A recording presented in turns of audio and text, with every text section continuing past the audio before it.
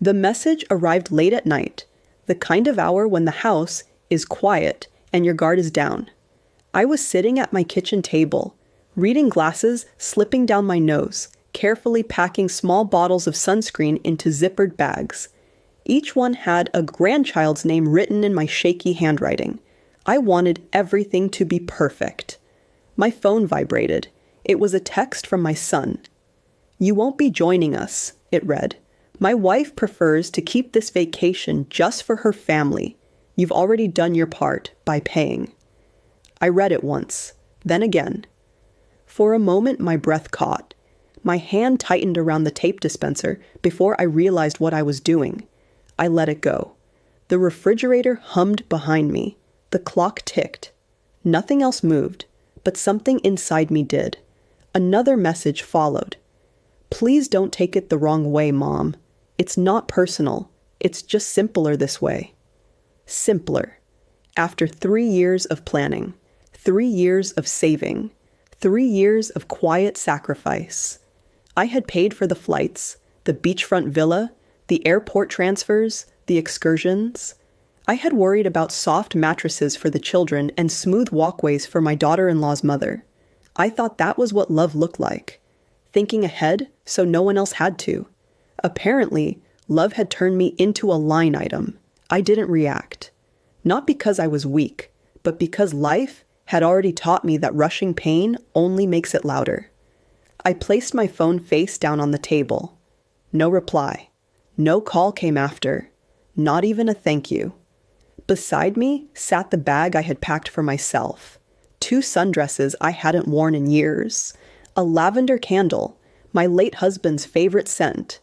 His photograph, wrapped carefully, meant for the dinner table by the ocean. My eyes burned, but I didn't let the tears fall. I wasn't angry yet. I felt something quieter. Shame.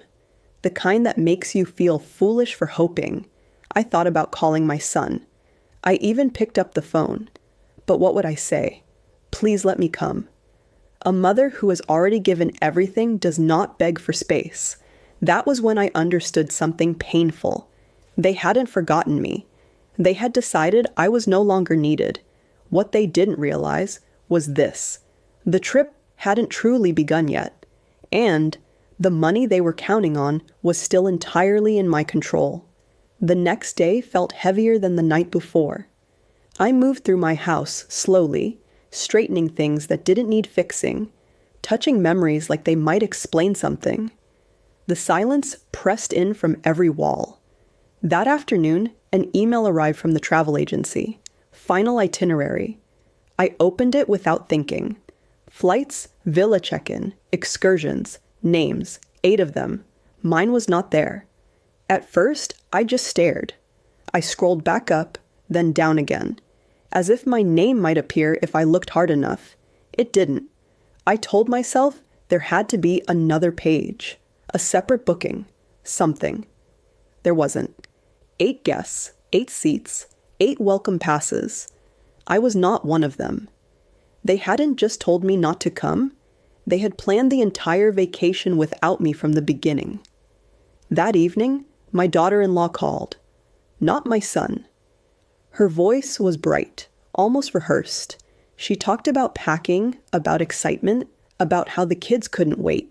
Then casually, she asked if the final payment would process the next day. I asked softly if I should bring snacks or games for the children. There was a pause. Then she said, "Oh no, we've got everything handled. Actually, we thought it might be best if you stayed home and rested." Rested, as if exclusion were a favor. After the call, I opened the small fireproof box in my closet. Inside were the documents for the travel fund, the account I had opened, funded, and maintained alone. Account holder, my name. No co-signers, no shared access. That's when the realization settled fully. They didn't forget me. They calculated that I wouldn't resist. They assumed I would accept it quietly. And when you finally see how someone values you, the hardest part isn't the pain. It's deciding what to do with the power you still hold. The following morning, I opened my banking app. The travel fund sat there calmly. Years of sacrifice reflected in a single number. Every booking, every reservation, every card was linked to that account. And that account belonged to me. There was an option labeled Freeze Transactions. One click would pause everything. Before I touched it, I opened a blank document and typed a few names. Women who had given quietly, loved endlessly, and been slowly erased without anyone noticing. That list reminded me who I was actually responsible to. Then I returned to the app. I clicked freeze. A confirmation appeared. All linked cards will be disabled immediately. I selected yes. That was all. No confrontation, no accusations, no explanation. I simply stopped funding a reality that excluded me. Over the next 2 days, messages arrived. Mom, the card is declining. Something's wrong with the account. Please call me. I didn't answer. Clarity doesn't need an audience. The villa booking was canceled. The excursions reversed. Refunds returned one by one, quietly, back into my account. The money came home. And with it came something I hadn't felt in a long time. Relief. While they scrambled to fix a vacation that no longer existed, I was already planning something entirely different. I made 6 phone calls. Each conversation began with disbelief. Hawaii? For me? Yes, I said. No conditions. 6 women said yes. We booked a villa overlooking the ocean, separate beds, one long dining table. No expectations, only presence. When we arrived, no one ignored me. No one corrected me. No one treated me like an accessory. I placed my husband's photograph at the center of the table. No one asked me to move it. Each night, we lit candles. Each woman spoke words she had never been told. You matter. You're allowed to rest. You don't have to earn love. For the first time, I understood something clearly. Family isn't who shares your blood. It's who shares your presence. I was finally at peace. And I also knew that choices, once made, don't disappear quietly. And sure enough, just when everything felt settled, my son reached out again. The email arrived days after I returned home. He wrote about stress, about things not going as planned, about misunderstandings. Then came the request. Could I return some of the money? Not an apology, a transaction. I didn't reply. Because love without respect is not love, it's entitlement. I closed my laptop and stepped outside. The air was calm. I felt lighter than I had in years.